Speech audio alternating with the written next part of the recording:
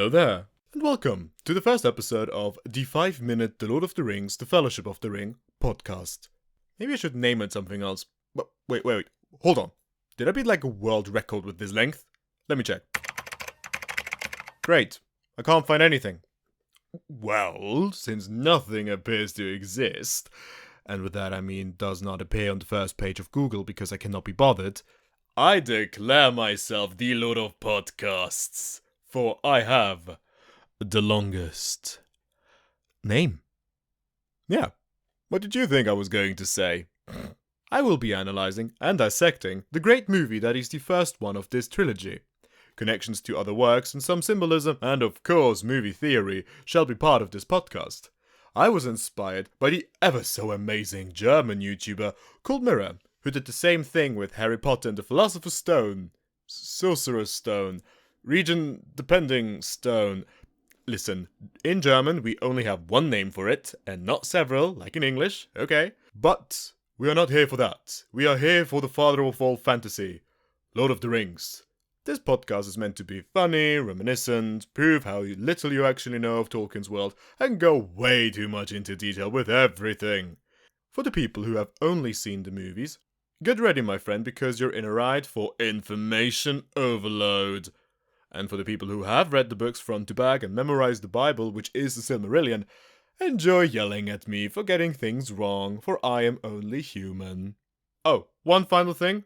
Even though this movie is almost old enough to drink in the US, and the books are as old as boomers, spoiler alert, all of it. Like all the other books. Especially the Silmarillion. I mean, you can't really spoil much in the Silmarillion because it's basically a history book and doesn't have a plot, so to speak. But, you know what? Spoilers everywhere, okay? Are we good? Have we signed a contract of not yelling at me because I spoil things? Yeah? Alright, perfect. Let's get started. We begin at minute 0 with a dark screen and end at minute 5 with the One Ring falling deeper into water. How to get there? We start with nothing but a black screen, but we hear distant voices singing and hear a female voice whispering something in Elvish. Words true Lord of the Rings fans know by heart, or at least know the English translation to it. I, for my part, know them by heart, of course, because what else is my brain good for? Remembering math formulas, are you kidding me? Please, this is much more important, and unlike calculus, I'm actually using it.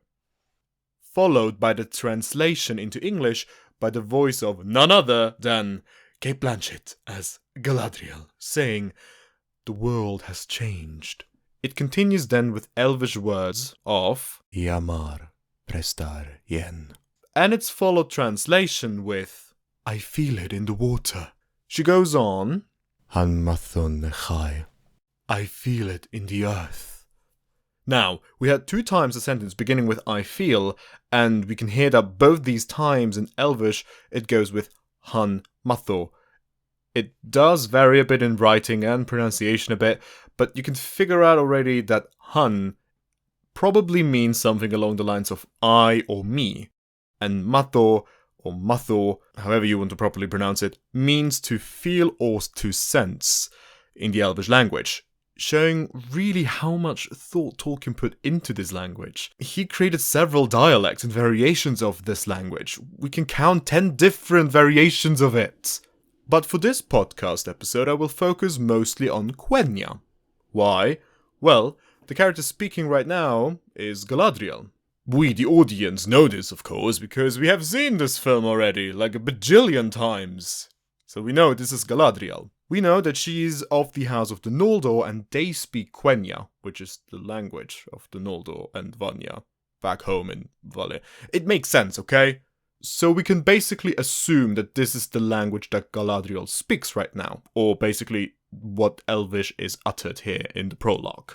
Did I mention that you should get ready for a lot of weird names and things you probably have never heard of, because once again I will reference the shit out of the Silmarillion, because... Anywho, we continue with Whispers of Quenya, Ahanoston Nedgwilith, which translates to I smell it in the air.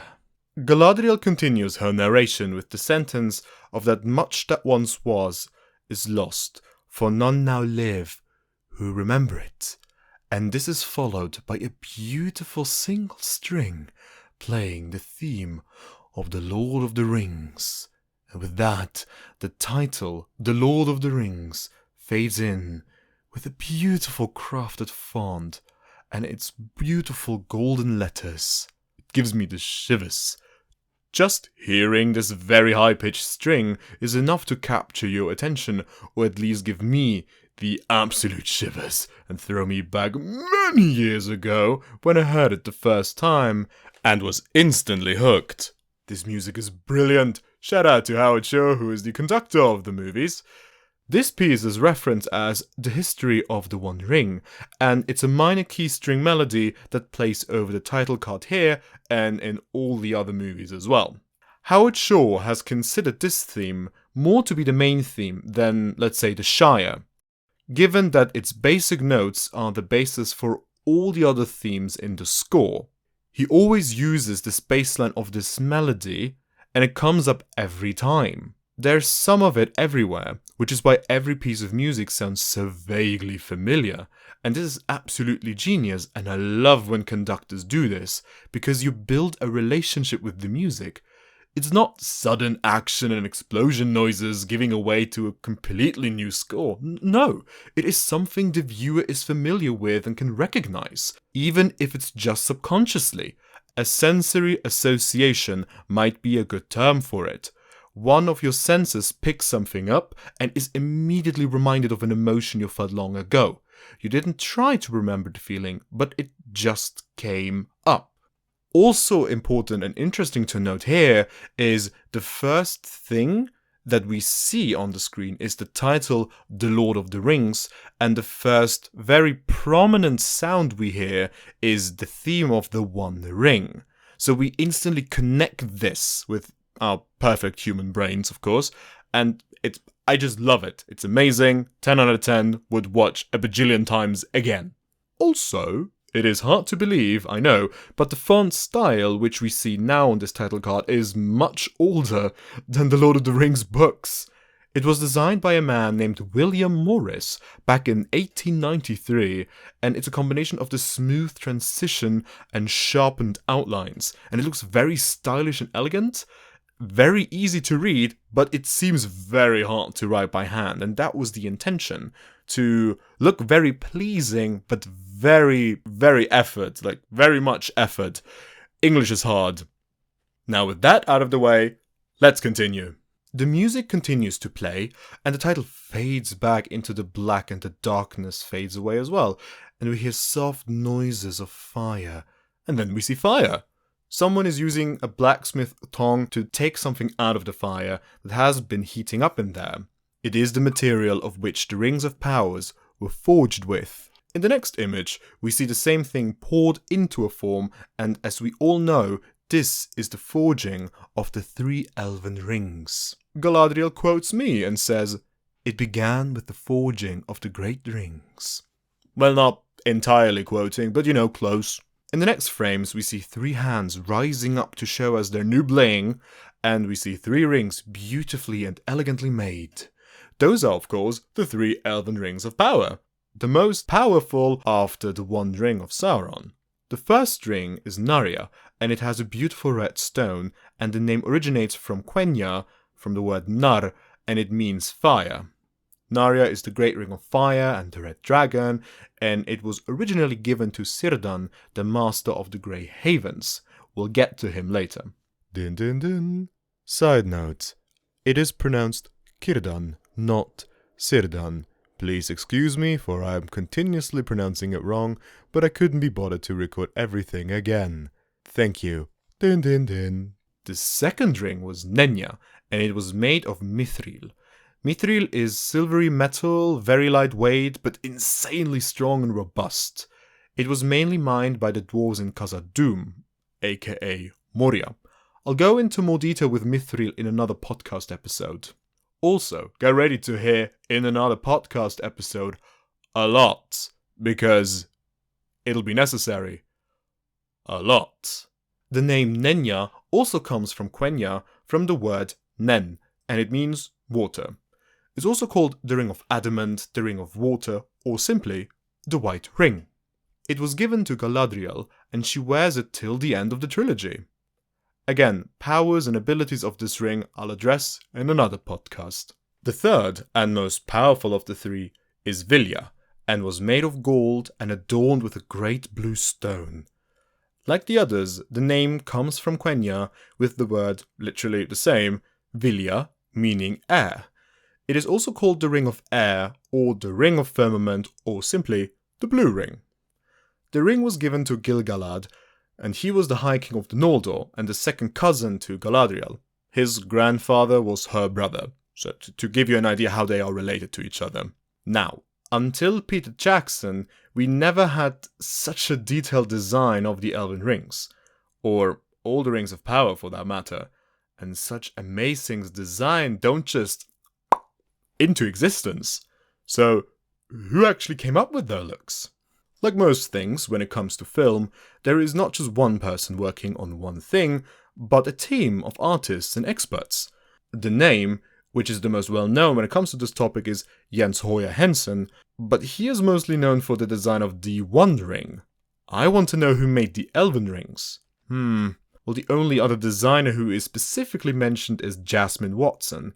She's a New Zealander jeweler and graduated at Unitec Auckland in 1995. Hey, her degree is as old as I am.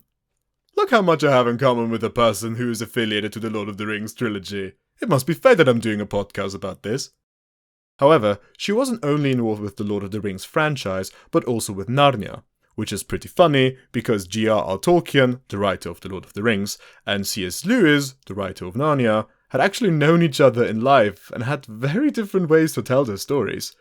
To make it short, Lewis loved allegories, and Tolkien didn't. Something dear Mr. Tolkien and I have in common. To quote Tolkien himself, I cordially dislike allegory in all its manifestations, and always have done so since I grew old and wary enough to detect its presence. I much prefer history, true or feigned, with its varied applicability to the thought and experience of readers. Well said, Tolkien. Same, my man. But what exactly is an allegory? Well, according to the Encyclopedia Britannica.com, an allegory is a symbolic, fictional narrative that conveys a meaning not explicitly set forth in the narrative. So basically a hidden meaning which could be political or socially structurally related and has little to do with the actual plot of the story. That is an allegory. It's very dry. Very boring.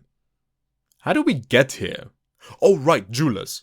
Jasmine Watson created iconic pieces of the trilogy, such as the Even Star, which we'll see much later in this podcast series, and Nenya, the ring worn by Galadriel.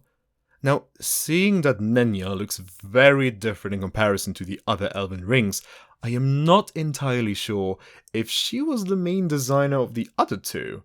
But she might have worked on them as well, given she worked on other iconic Elven pieces of the trilogy. And honestly, since so many people and teams worked on the film, it's my best guess at this time. Speaking of film, let's come back to it, shall we? In the next frames, we see three elves looking at their hands, more precisely at the three rings of power. Now that we know who received the rings, we can estimate who the people are on the screen. We see Galadriel in the focus, so we can assume that the other two people are Gil-galad and Cerdon. The man on the left is Gil-galad, who was portrayed by Mark Ferguson in the Lord of the Rings film trilogy, and he had long dark brown hair. Mr. Ferguson, before and after Lord of the Rings, was active in film, such as his fantastic roles as Paul Shepherd in Sons and Daughters, an Australian TV series that ran from 1982 to 1984, and as the voice of the villain Moltor in Power Rangers Operation Overdrive. Of course, he did many other things, but those are the ones my brain cared to remember, so this is all you get. Gil-galad was known as the High King of the Elves of the West and had the highest authority among the elves. His rule and himself were very respected by both the Noldor and the Sindar. He was born in the year 450 of the First Age and died in the Battle of the Last Alliance in the Second Age, which we'll see later in this podcast. The battle, I mean, not his death. Gil-galad pretty much ruled Middle-earth in peace for quite some time until the end of Númenor, which used to be a star-shaped island in the ocean. Don't worry, I will get to that. But for now, know that the people who survived the sinking of the island were known as the Faithful and kept a close relationship with the Elf, and that Sauron also was on this island and responsible for its end. Alright, keep that in mind. Anyway, one of the Faithful was Elendil, and he was the king of the remaining Númenóreans. Together, they plotted to gather all their power to attack Sauron before he could gather his strength once more. Gil-galad was a great fighter, and with the help of Elendil, he fought Sauron himself with his spear named Eglos, which can be translated to icicle. The two of them damaged Sauron's body to a horrible state that the body was basically destroyed, and because of that, Isildur was actually able to sever the ring from Sauron's hand. Sadly, Gil-galad died with Elendil because of their wounds they took from the battle, and the heat from Sauron's hand was just too much they could endure, so they died. But we don't see that here. Gil-galad was beloved, respected, so it made sense that Peter Jackson would cast this man, give him an armor, a spear, an outfit, and everything, and then cut out all of his scenes so that you only see one little bit of him in the background, and you miss it when you blink it, even in the extended cut. What the hell? Why? He is such an important character, and he is so important for so many things in the First and Second Age. Why even cast him if you decide to cut everything from him? Now, from a movie perspective, I do understand. Because for a movie to be comprehensible for the audience, it made sense to cut him out because it would have been just too much. It shows that a lot of thought went into what and should be shown, so that the viewer would not be turned off by information overload. That's what I'm for. Hey, how you doing? Moving on, the man next to him and behind Galadriel is Cerdon, who was portrayed by Michael Ellsworth, who, after the Lord of the Rings trilogy, never did anything else in the movie industry. To be fair, I wouldn't either. Once you peak, I guess. Cerdon was known as the Shipwright, and he was one of the highest and most noble of the Sindar, and thought to be one of the oldest elves to be still alive. He was also the one pretty much fostering both Gil-galad and Elendil. He was born in the year 1050 in the Years of the Trees, which was even before the First Age and before the sun and the moon even existed. So yeah, that's pretty old. He had the power of foresight, which first came when he arrived too late at the shores of Middle-earth. See, back in the day, the elves had a certain time limit to leave this land and go into the west, named Valinor. It's very wibbly-wobbly, it's not very fixed. But you have to know, he arrived too late because he was too busy looking for his king Elve, who in turn was also super busy falling in love with a powerful nature song spirit named Melian. The elves could have their own drama show with all the stuff that happened before the Lord of the Rings. Anyway, in his vision, he saw one ship, Vingilot. Why am I telling you this? Well, because the ship gets important later, right? What do you mean, no? I mean, it's the ship of Elendil for Eru's sake. He's mentioned later in the film. Yeah, I know, much later. But, okay, listen. I can tie it in later with the battle, alright? Is that good? Nice. So yeah, put a pin in that ship for later. We get to it. Cerdon was gifted Narya, one of the three rings, and he later gave the ring to Gandalf for his journey to basically help the race of men. Again, Cerdon's story kind of begins at the shores and ends there too. I could go much more into detail, however I will not, because I will mention this in another podcast if I ever get to the Return of the King, because I'm already on page 5 on my script and we haven't even gotten to the dwarves. Galadriel goes on with the creation of the rings, saying, 3 were given to the elves, immortal, wisest and fairest of all beings. Which is the most narcissistic statement I have ever heard in a fantasy movie. Like, seriously, in the book it simply says, 3 rings for the elven kings under the sky. There is nothing about them being the fairest of all, and it's so ridiculous because it is herself saying this, so she is basically saying that the elves are the best and all the others can go suck it. It would be the same if I were to say, Every member of my blood is the best and everyone else can just suck it. Especially you, Tommy. Hey! In the next shot, we are looking upon a table with 7 rings that look all very similar to each other.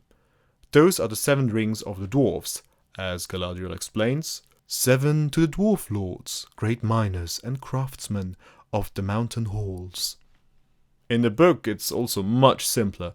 7 for the dwarf lords in their halls of stone. So with that, we pretty much stayed the same. Some little lines were added to give a bit more epicness and also support the visuals. But why did the dwarves get a little pad while the elves are just the best, Galadriel? I think you're super biased, Galadriel. Lady of Lorien, Lady of Galadriel, Mother of Celebrant, Sister of Finrod, Angrod, and Agenor. Anyway, we don't really know who are the receivers of the 7 Rings of Power here. However, given the history of Middle-earth, we can guess that it might have been the different clans of the dwarves. Those would have been Durin's Folk, the Firebeards, Broadbeams, Iron Fists, Stiffbeards, Blacklocks, and Stonefoots. Tolkien with his absolute creativity with names. No idea who these dwarves are in the frame right now. I can also not find who they were portrayed by. Maybe similar to Michael Ellsworth, they were uncredited actors, but unlike him, Cerdon is a much more important figure and still alive to this day, while the 7 dwarf lords are not. So this might be the reason why we know who played Cerdon, but not the 7 dwarven lords. Again, we don't really know what those 7 rings did, or generally what all the other rings did, but they might have increased their lust for treasure even further. It would explain why certain members of dwarven clans would go mental and have the dragon disease, which means that they would not part with any treasure of theirs and would go insane over losing just a single coin. So that might be related to that. We find ourselves in Dwarven Halls, as the narration says, and we see that this place looks very rough and also very uncomfortable. But again, we know the dwarves don't live for super duper comfort when it comes to their mining operations. We simply know that they want treasure. Sure, they like chill and relaxing, but they are roughened folk, so they don't need fancy beds or lembas bread, like some other people. And now, a very famous and easy to remember shot. We see 9 kings of the race of men holding their rings gifted by Sauron. They didn't know that, but we do, of course. All except the elves got their rings from Sauron, but I'll get to that in a bit. Galadriel continues, and 9 rings were gifted to the race of men, who above all else desire power. Again, so judgmental. In the book, it's very simple, just this one line saying, 9 for mortal men doomed to die. That is it. Oh, they only want power. Oh, they are very greedy. There is none of that in the original work. You are making this stuff up as you go, you biased she-elf. There's none of that. There is simply 9 for mortal men doomed to die. Ugh. With the statement of power, the screen fades to black and it quickly changes to the map of Middle-earth. We see different locations of a very old-styled map. We see the Sundering Sea, the Bay of Bel, we see Gondor, we see Eriador on the top left, we see Mordor very present because we are kind of zooming in on that. If you were to watch the movie on normal speed, that would be all, but we're not. We see everything because we have the magic of pausing and high definition. So what else do we see with this? Let's zoom in a bit. We can make out different locations, which we'll never see in this trilogy, but we see locations that we will, for example, on the upper left side, we see the Shire. Very cool, very cool. We also see a bit of Mirkwood, which is in the middle of the screen. Like, on the top middle, we also see Rohan, here and there, like it's literally in the center of everything. We can also make out a little bit of the Fangorn Forest, a little bit the beginning of the south of Lorien. And on the top right, we see the Sea of Rhûn, which comes from the Iron Hills, which is somewhat close and to the border of the Lonely Mountain. So some little connection to the Hobbit we can see right here. There are just so many things here, and I'd love to go into it, but I'd lose myself in detail limbo, so let's just focus on a little bit on Middle-earth itself, and the map. Now, Middle-earth is not the entire world of Arda, and I will go into detail a bit more later when it comes to different locales and places, but just a little side note. Middle-earth is basically the remnants of the Eastern world after multiple wars. So what we see is just a fraction of the previous original world there had been. Much more and a lot of things have been sunken to the bottom of the ocean. So what we see is already big and very detailed, but there is much more hidden under the sea. Now, this doesn't mean that everything is at the bottom of the ocean. Oh no, it isn't. Believe me, this world is massive, and really, we will discover all of these things, but in another podcast. But let's keep it at that, okay? Middle-earth is a wasteland of war, and this is pretty much the remnants of it. There is much more to the west, of course, but we focus on that when we get there. Speaking of getting there, you usually need a map to go places, and that is what Christopher Tolkien thought as well. The son, he was the son of Mr. Master Tolkien, so... Alright, okay. Christopher Tolkien was the one to actually finalize the map of Middle-earth from previous drafts and sketches from his father. He made the first edition of the map in late 1953, and J.R.R. Tolkien would use this map during his writings. However, the map is not perfect and would see multiple edits in the years to come, because some minor or major defects, as Christopher Tolkien called them, had snuck into the map and needed some fixing. Eventually, a map would be included in the HarperCollins edition of The Lord of the Rings in 2005, and this map has remained unchanged ever since. Now, let's use this beautiful map to find our way back into this beautiful film. Alright, here and past the chickens and the field of bias elves and the endless hole of Silmarillion. Wow, it's deep down there. Oh, there we are. Peter Jackson films. Perfect. Galadriel continues, "For within these rings was bound the strength and the will to govern each race. But they were all of them deceived, for another ring was made." I would have never expected that. What a shocking twist. And with that, the screen fades to black and the music changes and seems to build up to something. And then we cut a little closer to the map of Middle-earth. The region of Mordor is in focus, and we see much more of the Dark Land. Very prominent, we see Mordor, and it's surrounded by mountains, which is why Sauron chose this place, so he would have this natural barrier. We see Mount Doom, also known as Orodruin Amon Amarth, or the Fiery Mountain, or however you want to say it. His fortress, Barad-dûr, or the Dark Tower. We see a river named Nurn going into the Sea of Nurnen, which is a big lake in Mordor. And to the south of that we see the Mountains of Shadow. Fitting, because Mordor is named the land where the shadows lie. On the northern side, with the natural line of defense, the Ash Mountains, or Ered Lithui. And for the final stop, we have the Plateau of Gorgorath, or simply Gorgorath, below Mount Doom and the fortress of Barad-dûr. There most of Sauron's armies would stay to await their master's command. So the plains of Gorgorath were basically the gathering place for his armies. Also, funny side note, many black metal bands have named themselves after locations and characters from Tolkien's stories. For example, the Swedish band Amon Amarth, a name of Mount Doom, and a Norwegian band named Gorgorath. There you go. It's amazing how Tolkien inspired basically the entire globe. While we see this, Galadriel goes, "Deep in the land of Mordor," and the music picks up even more. "In the fires of Mount Doom," and we cut to a dark land with no visible sky and a volcano spitting fires and lava. I can't think of a better place than this one when someone says, "Where the shadows lie." Like, damn, it's so dark in here even darkness is blind. Jesus. We continue. The Dark Lord Sauron forged a Master Ring.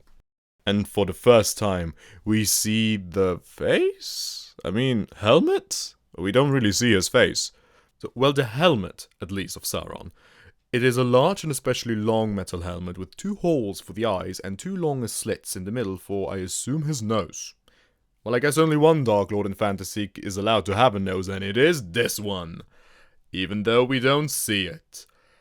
Ever. Or his face for that matter, but he has slits for his nose. Take that, Voldemort. The helmet looks to have something like horns all the way around it.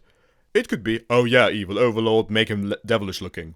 But no man, not here, with so much detail to see. This could be viewed as a crown, for he sees himself as the rightful ruler of Middle-earth. It might also be a connection to his former master Morgoth, who bore something similar during the First Age, before he got banished into the Void. Anyway, he is surrounded by what appears to be flames and incredible heat, and before we see more, a transition of fire passes over the screen, and we shift a bit back to see all of Sauron, standing in the heart of Mount Doom, forging the One Ring. I mean, there is no sign indicating or telling us that this is Mount Doom, but we, the also-knowing audience, obviously know this. We see Sauron now in his full size, and we cannot really tell how tall he is, because there's no one to compare him to, but I get to that later. He is wearing armor all the way and accessorizes with a fancy cape at the back. Hey, even Dark Lords can treat themselves. He is rising his right arm up into the air, and flames engulf the screen once more, and we see the One Ring. It is twirling in the center of the screen. It is a beautiful 18-karat gold ring, simple but powerful in design. At least in my opinion, because there's not much to it, but it looks amazing and it does look intimidating. It might have something to do with the fire around it and the weird dark overlord looming over it, but it looks powerful. We come back to Jens Hoyer Hansen, who was the main designer for the One Ring. Remember him when I was talking about the Elven rings, right? I'm sure you remember him. You are such good listeners. This legend of a jeweler was born in Denmark in 1940 and later moved to New Zealand in 1952. Hansen would open his first workshop in his own home in Alton Street, but later moved to Trafalgar Square. He also was an advisor on Queen Elizabeth II's Arts Council of New Zealand. He would have over 30 solo exhibitions and participate in many group exhibitions in New Zealand, Australia and Europe. In March of 1999, he was approached by the art direction team of Peter Jackson and asked to design the One Ring. Hansen accepted and later submitted 15 prototypes, from which the movie design was later chosen. There were 40 variations of the ring, differing in size and amount of gold within them, etc. None of the rings, however, had the Elvish inscription. Those were added in later with the computer. Sadly, in the same year, Hansen was diagnosed with cancer and died in the same year, and he never got to see the design on the screen himself. But it will live on forever, and he pretty much was immortalized with the One Ring itself. After this short moment for Mr. Hansen, let's return to the movie. While all this over-the-top fiery business is happening, Galadriel says, "And into the ring he poured his cruelty, his malice, and his will to dominate all life." The flame crossed the screen once more, and we see the ring on Sauron's hand, and he presents it perfectly to us, and most likely to himself. A thin, elegant line appears on the One Ring. One ring to rule them all. Wow. So the plan was to give each race rings of power, most importantly the Elves because they were the most threatening to him, then create the One Ring of power to control all the others. This plan might have been very good in theory, but didn't work out so nicely, as we, the intelligent audience, already know. See, Sauron wasn't the only one to create or be involved in the creation of these rings. No. The Elves of Eregion, and most notably an elf named Celebrimbor, was involved as well. Now, Celebrimbor wasn't your regular elf. He was a Noldorian prince, and he was the last in the line of the House of Feanor, who was responsible for basically anything that happens in the Silmarillion because he was the one to forge the 3 Silmarils.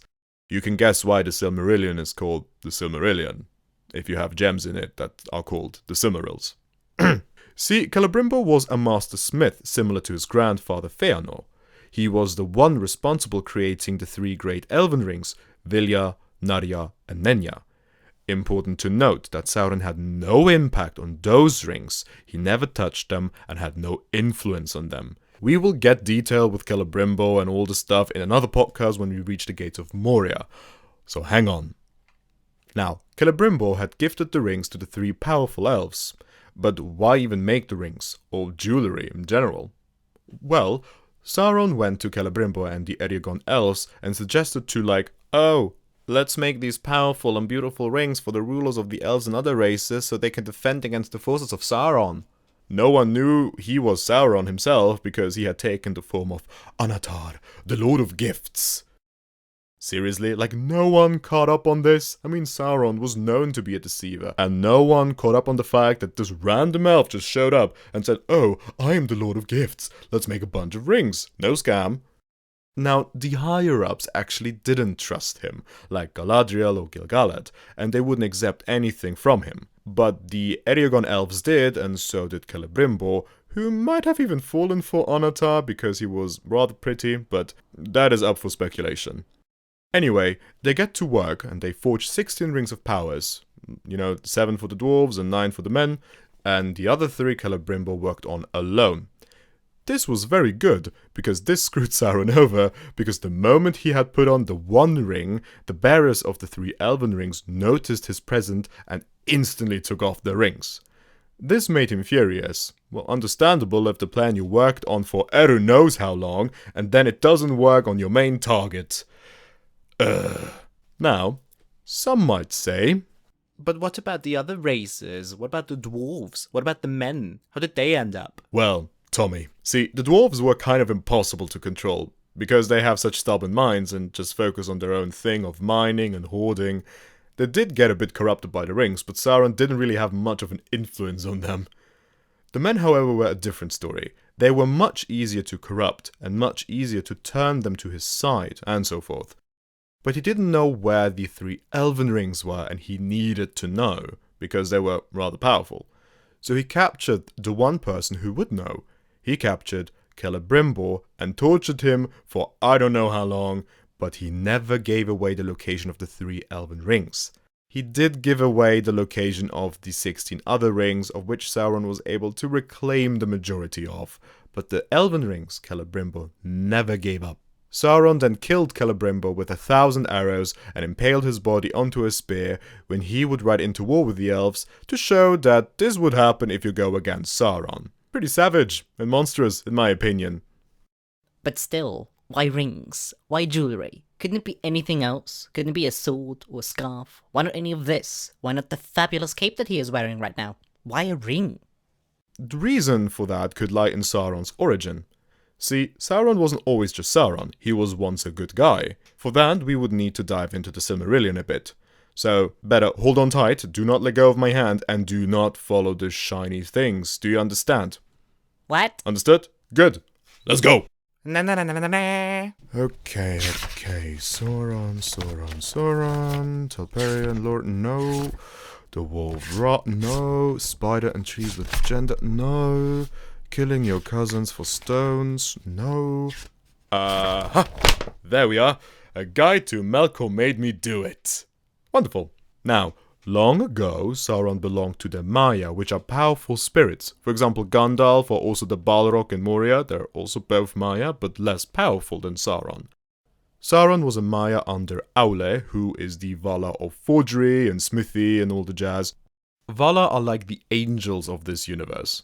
Aule is also the father of all the dwarves because he shaped them into existence. He was the dwarf daddy. In some point in time, Melkor, who was basically the fallen Valar and the equivalent of Lucifer, corrupted and manipulated Sauron into his servitude. He took a new name, because why not, and his old name was Mairon, and Mairon translates into the admirable or the precious one. This is very interesting because people who have been exposed to the One Ring keep calling it my precious, and Galadriel said that Sauron filled everything into this ring, and that would include his former name, and this might be a reason why people call it my precious, because it is literally his old name. This origin also explains why he would resort to creating things such as jewelry, because his former master before Melkor was Aule, and he was a smith, a man that creates. So it stands to reason he would choose something like this to dominate all life. Don't worry, I will talk about bad boy Melkor aka Morgoth later in this series when we first hear his name, so don't worry. Wasn't this a nice trip into the endless depths of plot threads and character origins? And we are all in one piece, right? Right? Where's Tommy? Oh no. The last time I saw him, he was at the corner of trees and spider. Help! Help! There's a giant evil spider eating trees gender? Who is so mad and gives trees gender? Who's the... I'm sure he's fine. With the words of Galadriel, one by one the free lands of Middle-earth fell to the power of the ring. We see the map of Middle-earth and a brown shade emitting from Mordor starting to cover the rest of Middle-earth. And the map fades out a bit so that we can see villages burn. It looks very similar to when the forces of Isengard later attacked the villages of Rohan. Maybe this might as well be a village somewhere in Rohan. Poor Rohan, can't catch a break in any war with Sauron. But, unlike Gondor, I'll get to the Westfold another time. Women and children run for their lives. Orcs behind them cheer them on. Yes, you go girl, run! The screen fades once again. Jesus, with all that fading, the screen might faint at some point. And with the words, but there were some who resisted. We see a shot of an army in silver armor and swords in hand, wandering through a dark land. This is obviously the land of Mordor, and it was probably filmed in New Zealand in Tongariro National Park, to be exact. Yeah, this is how you pronounce it. Yeah. It was the main setting for the land of Mordor, and it looks very beautiful and has a lot of mountains, so that would make most sense to my guess to where we are in our real world right now, so... There we go. If you want to go to Mordor, go to Tonga, to the national park in New Zealand. Yeah, the one with T. Yes, that one. The army right now is the army of men going towards Mount Doom, and the guy at the front is Isildur. I'll get to him in a bit. Galadriel says, a last alliance of men and elves marched against the armies of Mordor, and at the very slopes of Mount Doom, they fought for the freedom of Middle-earth. Thematically speaking, this is amazing, and it's very epic. According to the book, the armies weren't anywhere near Mount Doom. See, the Battle of the Last Alliance took much longer than this prologue, but again, this is the media of film, and a lot of things have to be cut out. I absolutely understand this, and actually prefer it this way, because seeing battle over and over again can become very stale, especially for, like, a viewing audience. Reading might be something else, but seeing it, you're not really experiencing it the same way. The battle with Sauron himself did take place at the slopes of Mount Doom, after the leaders of the two armies, Gil-galad and Elendil, with Elrond, Cerdon and Isildur, had pursued him. Also, to give you an idea how long and tedious this war was, it took around, 12 years, which 7 were fought at pretty much the doorstep of the Dark Tower Barad-dûr, so... yeah, 12 years of fighting this dude. Like, no pause, no breaks, no nothing, no holiday. Just that. Jesus, that must be hell. The camera pans over the army of men and we see a rushing army of orcs coming towards them. And the camera moves over to Mount Doom and we see light and ashes coming from the top of the mountain. We then see 2 shots of super close-up faces of disgusting orcs. And it's nicely disgusting. It's gross, but it's like realistically gross in a way. This is the result of inbreeding and corruption, and these things actually used to be elves.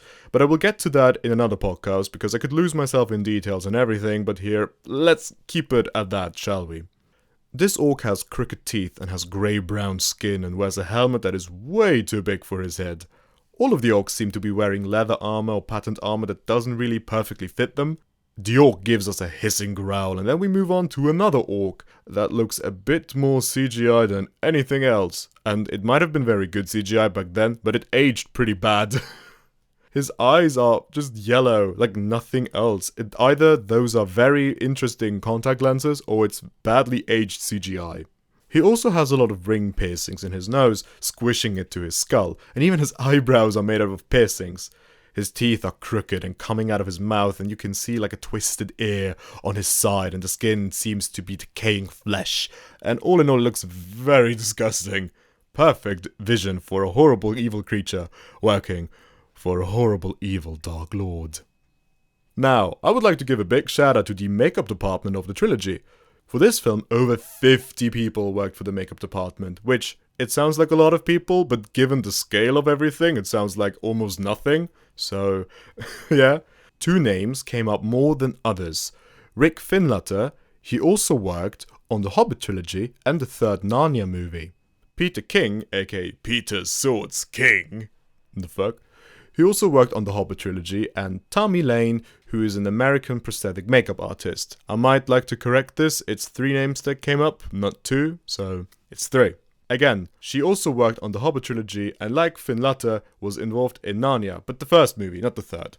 But it is interesting to see that Tommy Lane does not appear on IMDb, but she has her own Wikipedia page referencing the movies. So I don't know what happened there. Again, there were around 56 people on IMDb in the makeup department section, and probably many more that were simply not credited. But let's keep it at those 3. For my own sanity's sake, please, I can't go into 56 different makeup artists, okay? Okay. In the next picture, we see archers shooting a bunch of arrows at the top level of Mount Doom, and a lot of orcs fall down afterwards. These archers are men of Gondor, which can be easily recognized by the helmet they are wearing. They have the very iconic wings at the top of it, and we also saw them in the previous shot when the army of men were walking towards the mountain. They are wearing a silver helmet with thin straps of gold at the front of it. Now, with this beautiful shot from above, like the bird's eye view we see orcs rushing towards an army, and we see that the army is kind of split. We see a greyish silver on the left and a gold on the right from this perspective. Of course, those are the armies of Gondor and the armies of the Elves. The black blob running towards all of them are the orcs and the armies of Sauron. The arrows from before seem to hit many orcs on a ledge, and they fall down Mount Doom. We can assume this as they fall down because we hear a lot of arrows hitting flesh, and there's very... You know what I mean, like this... Like lasers, but like wood, like, you know, like pre-laser cannon hits. You know what I mean? Well done, guys. You are not stormtroopers after all. Good job. The camera keeps on moving, swings around, and it follows the army of Sauron towards the Elves now. Next, we see beautifully shaped golden shields lifting up, ready for impact. These are the shields of the High Elves, as we remembered, those must be the Noldor. Next, we see Elrond yelling a command to ready their arrows. We see the armor of the Elves much better now. They wear golden plate armor, and their helmets have a scythe shape on top. I have no idea what this is meant to be, but it looks fancy. Spears, shields, and bows seem to be the weapons Elrond is surrounded by. He himself is wearing a fancy badge of allegiance, and it has the emblem of Gil-galad. It looks like a shield with a round symbol on top of it, and it looks like a cross. The symbol has 4 6-pointed stars and 4 5-pointed stars in the center, and 4 more 4-pointed stars, each pointing to one of the directions of like north, south, east, and you get. There are a lot of stars in here, because the elves love them stars. I think this is a possible connection to the Age of the Silmarils. See, the symbol that we see here is vaguely close in appearance to the symbol of Elendil. Again, Elendil I'll discuss in detail once we reach Lothlorien and the parting with Galadriel. Wow, that's a while. Anyway, we put a pin in that. See, I told you I could bring him in during the movie. See, he is relevant. Yeah, that's why I mentioned the ship. Yeah? No, What do you mean you don't care? Hello? Oh my god, you can never be... Who do you think you are? The symbol of Elendil is a 6-pointed star in the middle of another 6-pointed star, but sideways, surrounded by 6 dots, and to the horizontal ends we have moon, and on the vertical side we have, I think, 2 suns, one for the top and one for the bottom. Elendil was a big deal long ago, and even is now. He is the ancestor of both Elrond and Isildur, who we also saw before when the army of men was first shown to us. How do we get here? Oh yeah, shields and armor. Elrond keeps commanding stuff, the camera zooms in on him, we switch to the archers readying themselves, and what the fuck is this face? Sorry. We see a lot of proud elves in what looks like an endless sea of golden blades, and in the front we see 5, and behind them we see the archers aiming, and the one behind number 3 and 4 has the goofiest look I have ever seen. Eyes about to pop out of the helmet, lips pressed to his pouch. All the others look very cool, very absent, very elvish. And this dude, or dudette, it is hard to tell, I'm sorry, looks like, well, they look like a normal person would look like facing the wrath of evil. It ruins the ensemble here.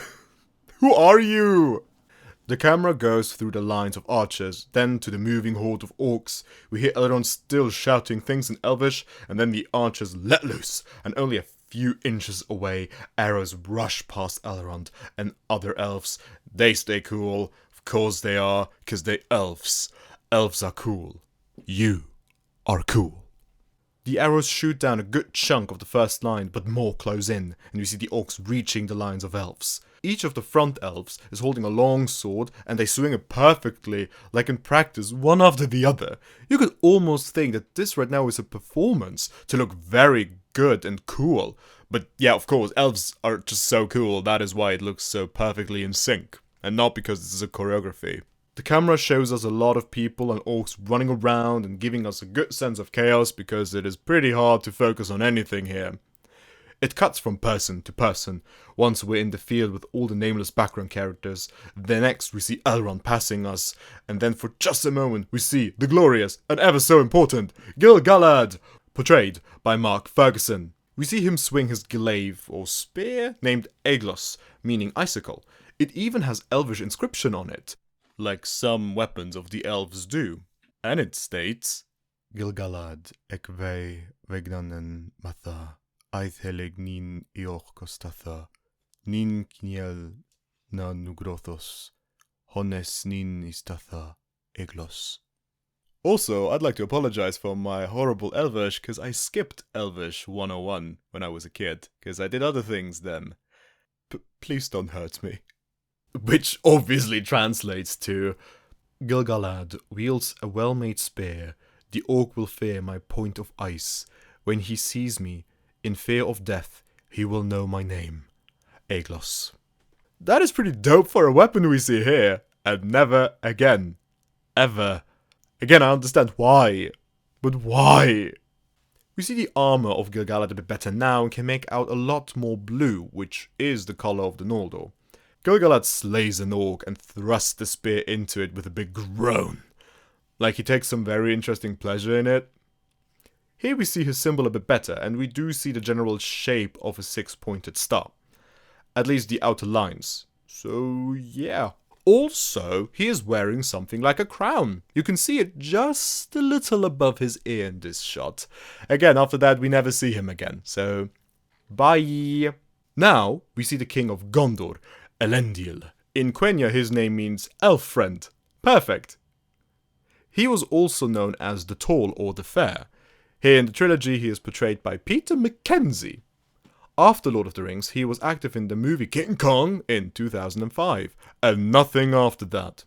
To be honest, after Lord of the Rings, you don't really need to do anything, because your resume is already perfect, even though you had no dialogue, except for screaming. Where was I? Oh yeah.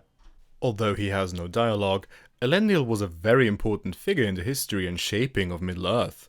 Once he and his sons had fled Númenor and its destruction, they founded the realms of Arnor and Gondor. We never really hear of Arnor in the trilogy. It does consist of multiple areas in the northwest of Middle-earth, and even the Shire is in there, so that's pretty cool. But back to Elendil. He would rule Arnor while his sons would rule Gondor, and with the help of a palantir, a stone used for communication, we'll see one later in this film used by Saruman, the two kingdoms stayed in contact with each other. We see Elendil scream like it's about to be a victorious moment, and even the music goes very hype and very loud, and the camera zooms in onto the sword Narsil. And this looks like a very important sword. I don't know about you guys, but I think we should put a pin in it for now. Maybe it'll come back later. I'm not so sure about myself, but let's put a pin in that. His helmet seems to be a bit more decorative at the front, showing the classical wing design. He also seems to have some kind of protection for his nose bridge and for his cheeks. I mean, to be fair, if you have cutting cheekbones, then you need to protect others, not yourself. Also, we can see right now beautiful straight teeth. Impressive for someone who lives in a medieval location without dental insurance.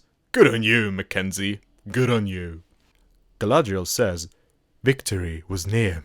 We move over to Elrond, who we see is fighting a bunch of orcs, but then he sees something in terror. But this gives us a moment to appreciate his armor.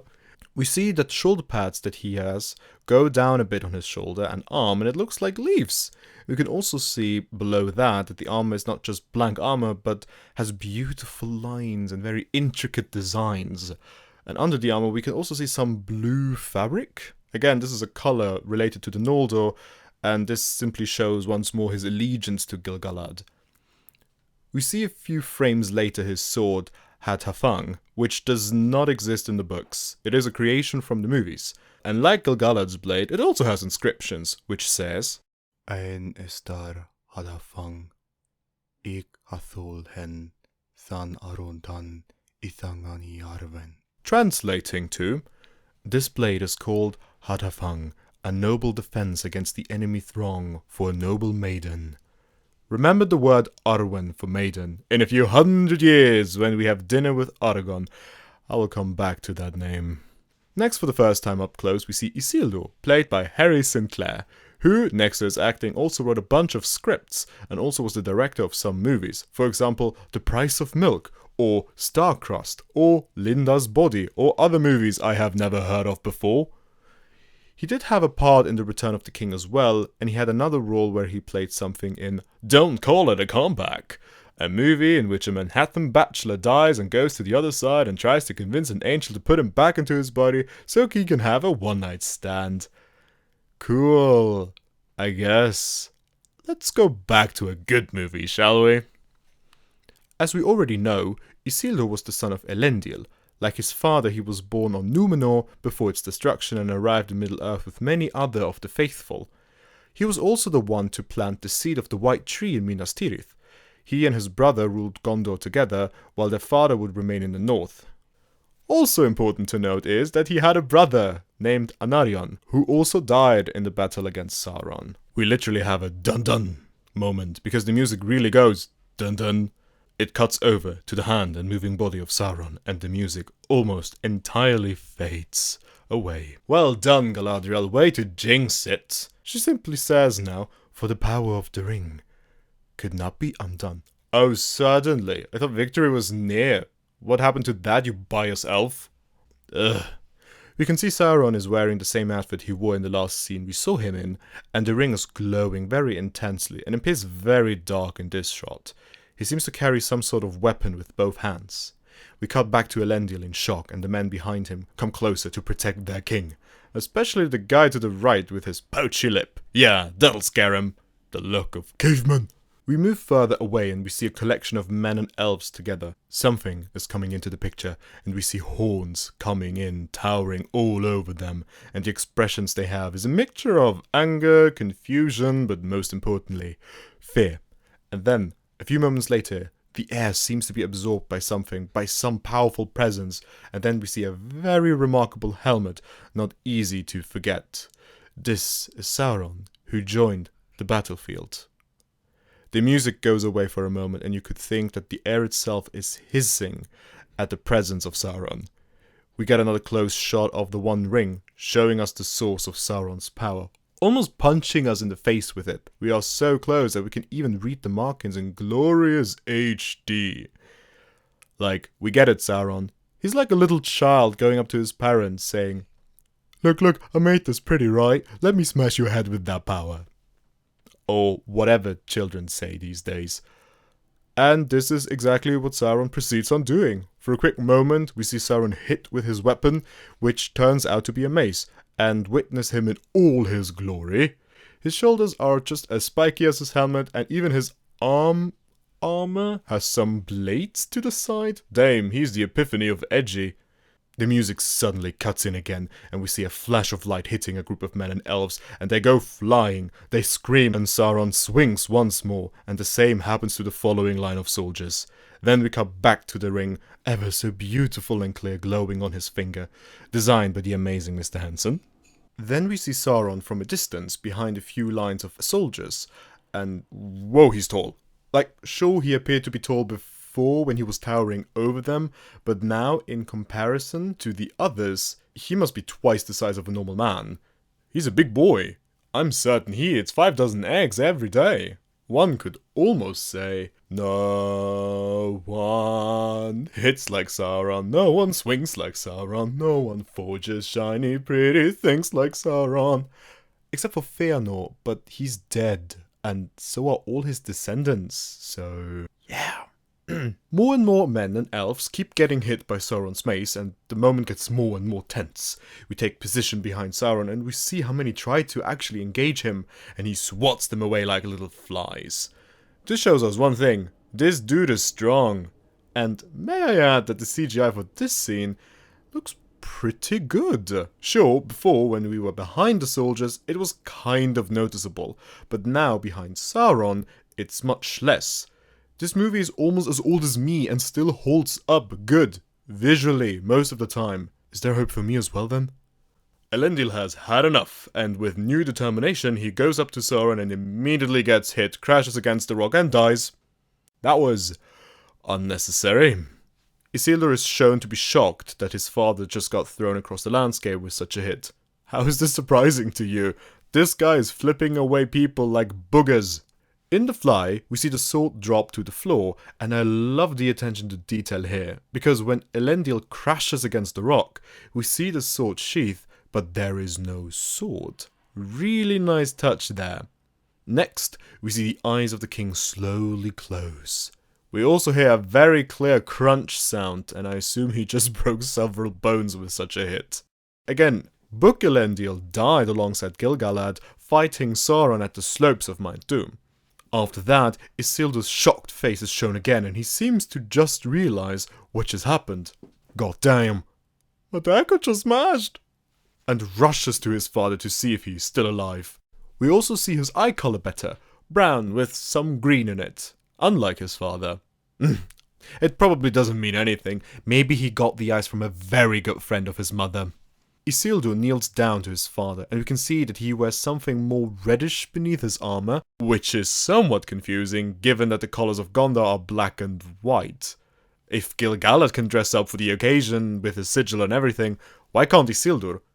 Maybe men just have lower budget for something like this. It might explain Galadriel's distaste for them. They're not as fashionable as the elves. Peasants. Isildur caresses his dead father's head and then turns on his back to face Sauron, literally towering over him with his weapon, ready to smash him. With the mace, of course. He quickly tries to grab the sword of his father, but Sauron steps on it and simply breaks it. Galadriel, who probably challenged history itself with her narration, goes on during this scene. It was in this moment, when all hope had faded, that Isildur, son of the king, took up his father's sword. See, I told you the sword would be relevant later. You go, Narsil. More on this legendary sword later when we get to Rivendell. Please stand by. Isildur looks at the broken sword with shock and horror, and next we see Sauron trying to reach Isildur with his hand, and the ring is ever so present on his hand, and it almost looks like he's trying to reach us, the viewer, as well. Also, Mount Doom is lovely placed right behind the Dark Lord. Can I ask one thing? What is he trying to do here? Like right now, right at this instant? Is he trying to get him up? Like, or does he try to strangle him? You have a mace. You smashed his dad. Why don't you do the same with him? It obviously doesn't do much when they're wearing armor. What are you trying to do, Sauron? The camera zooms in onto Isildur. He swings out. We cut to another angle of his face and he gives off an angered scream which could be translated to fuck off. Also, beautiful straight teeth on display here. Well done. Before we even see what's happening, we hear a loud sound of slicing and then BAM! We cut back to Sauron and bright light flashes and we see Isildur has cut away 4 fingers of Sauron, one of which the One Ring was on. Lightning rumbles in the distance and Sauron tumbles back as he was about to lose his balance. He also gives off a scream of agony, which is fair because someone just chopped his fingers off. Again, what were you trying to do? This was literally your demise. Why didn't you just kill him? What is wrong with evil dudes? Whatever. The fingers are coming closer down to the camera, and in the next shot we see the finger falls down right next to Isildur and is steaming hot. But before it lands on the ground, we can see 2 other fingers on the bottom left corner and one a bit closer to Isildur. Both are not steaming. I assume it has something to do with the One Ring, causing the steam to rise. Also, why are the other fingers already on the ground when they were cut off at the same time? Did the ring stay afloat because it didn't want to touch the dry, gross flow of Mordor? And I only see 3 when 4 were cut off. So where did this one finger go? Do I really want to know where that one finger went? The camera refocuses from the ring onto Isildur, whose expression changes from exhausted to utter surprise and shock. Did I really just do that? Did I really cut off the ring off Sauron's hand? The music which accompanies this moment does so very nicely by giving a certain sense of suspense, and it's trying to build up once again, and we change angles again with Isildur when we see his face in utter disbelief on seeing what is happening in front of him. The wind picks up, and a lot of steam and mist go towards the force in front of him. We see Sauron's body glow up, and it seems about to explode at any second. More steam and wind is absorbed into Sauron, and he becomes brighter and brighter, and the music builds and builds. We cut back to the elves who are holding flags. I couldn't find who this flag or symbol actually belongs to. The symbol is very interesting because it is blue and yellow and gold and everything nice, but it doesn't have any symbols on that would connect it directly to any of the other major clans. It does have somewhat a connection to Valinor in the west that's relevant much later, because it looks like it's on the left side, so it's in the west, but I can't tell you for sure who this symbol actually belongs to. My best guess is that this flag is simply the flag of the Noldor, because it is blue, and Gil-galad is here, the High King of the Noldor. But other than that, I have no idea to what or who it actually belongs to. All the elves in the armor seem to try to resist a pull of strong wind. We see 3 elves up close, 1 with helmet on and the other 2 don't. They probably lost it during the fight. One of them has blonde, golden hair and the other very dark, almost black hair. Now, the reason why they're not wearing helmets is a movie one. See, it is beneficial for the film because it shows that there is something of a pull, like the air's going a certain direction. It is much easier to show the direction of wind with hair than simply with body language. So this is the reason why they're not wearing helmets. That's my guess, at least. The elves are trying their hardest to not fall over because that is not cool. And what are elves if not cool? You are cool.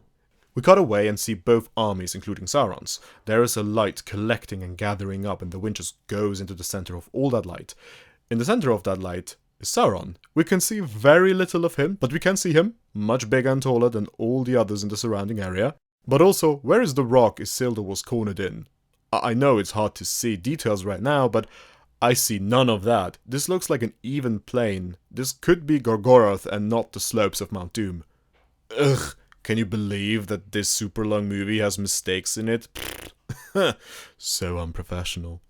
Anyway, a very nice detail is that we can see that many of the CGI people on the screen are slowly pulled towards the light, and then everything goes supernova and a wave of wind and steam rushes over everything and everyone. We cut back to Isildur, who is overwhelmed by this force and knocked back even more. We zoom to the other elves we saw before, the ones without a helmet. I don't know where their friend with helm went. Maybe he went to get something to drink. I can't blame it. It's very hot in here. Also, my throat is on fire recording this. Ignoring that, the people are still holding on to each other and the wind tries to pull them in, and the next thing we see is the shockwave throwing everyone over like Legos. And I mean everyone, no exceptions. We whoosh with the shockwave over the armies, and then we see pieces of armor fall to the ground with a loud and thundering thud. Sauron's helmet/head falls to the ground with a lot of steam leaving throughout the holes of his helmet where his head was. He's dead. Galadriel continues with, Sauron, enemy of the free peoples of Middle-earth, was defeated. Next, Isildur is reaching for the finger of Sauron, and it almost seemed to have partly melted with the ground, for he sort of struggles with taking it from the ground. We see him crush the finger of Sauron, turning it to coal and ashes, but the ring remains untouched and still beautiful and glowing with the engravings. The wind blows the coal and ashes away from his hand, and the ring rests. Galadriel explains, the ring passed to Isildur, who had this one chance to destroy evil forever, but the hearts of men are easily corrupted. Okay, miss, I judge everyone who isn't an elf. Hold it, just right there, I'll get to you. We cut to Isildur with a company of knights and soldiers in the forest, which probably is close to the Gladden Fields, where Isildur died. Yeah, spoiler alert, he dies here. He's riding a white horse while all the other extras have to ride dark horses. With the word corrupted, the camera zoomed in close onto the One Ring hanging on a golden chain, laying on a breastplate of Isildur. The armor depicts the ever so familiar wings of Gondor, and notice a sword in the middle of the wings. All of the engravings on the armor are in gold, but lost most of its brightness and the shine of it. So this looks very worn out and used and has seen a lot of battles. We move up and meet Isildur's face, who looks rather grumpy and tired in my opinion, not like a happy-go-lucky king. We hear, "The Ring of Power has a will of its own." The camera then swooshes to the left, and we see orcs charging right at Isildur. What is this level of defense? How could an entire battalion sneak up on them? I don't know if it is a battalion, but they struggle a lot, so I assume it is, so whoever was in charge of that should get fired. Isildur falls off his white horse and lands hard on the floor. That must be a few broken bones.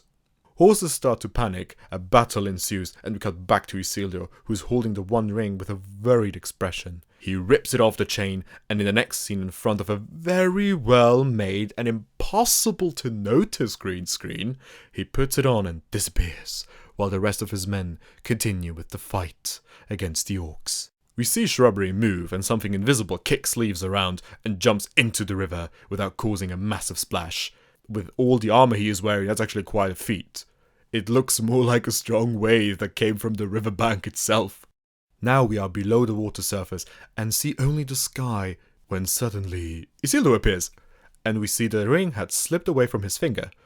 Isildur, first confused, then shocked, tries to reach out for the One Ring. He releases a short breath and bubbles come from his mouth. We cut to two orcs readying bows and releasing their arrows. Back to Isildur, who then releases all air while the arrows strike his back, killing him. Galadriel explains that the ring betrayed Isildur to his death. Now, lady buyers, listen. I understand that from your perspective and the viewer perspective, Isildur seems like a prick. I mean, he kind of was for not destroying the ring, but let me tell you something. Let's go back to the books, shall we? Don't worry, I won't do that all the time, but for right now, I have to, I have to show this biased she-elf something. The War of the Last Alliance took years, and Isildur didn't only lose his father, but also his brother against Sauron. He was the one to cut off the ring of Sauron's body, but only after both Gil-galad and Elendil had weakened Sauron enough. He saw the ring as a reward or compensation for his loss, and was naive enough to believe to be able to use it. Yes, he was already under the ring's influence, but please give the man a break. Even this scene, you'd think he was on a lovely grey stroll in the wet woods, but no, he was actually on his way to Rivendell to deliver the One Ring to Elrond, like his eldest son had suggested. Sure, we don't know if he'd given up the One Ring, but there was certainly an effort, and he did not run away from the fight, but was begged by his son to flee, so the ring would not end up in the hands of the enemy. I have to say, I am not here trying to defend Isildur, but all the shit he is getting from narrator Lady Galadriel of Loth No Elf No Good is really a bit much, right? Is it just me? Maybe it's just me. Where were we again? Oh yeah, Isildur dying. We then see his corpse rising up from the river with 3 arrows in his back. Blood streaming into the grey water, and once again we hear this familiar tune of the One Ring, this beautiful string. We then see the ring sinking deeper and deeper into the water, twirling with a shiny glow. And that's it. We have reached the 5-minute mark of this episode. 5-minute The Lord of the Rings, The Fellowship of the Ring podcast. And I hope you enjoyed it. I did, doing the research and the editing. It's a lot of fun. I like it. I really like it. I hope you heard things you didn't hear before. And maybe I even confirmed some things for you. That would be fun too. And if not, I don't know, I hope you enjoyed it anyway.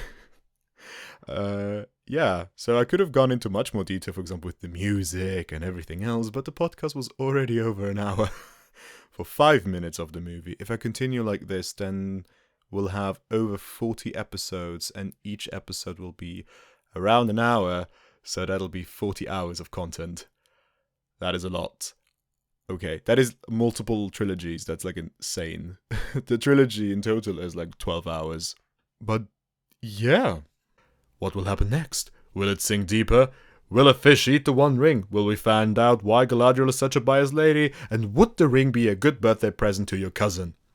All of those questions we might answer in the next episode of Lord of the Rings, The Fellowship of the Ring podcast. Bye-bye.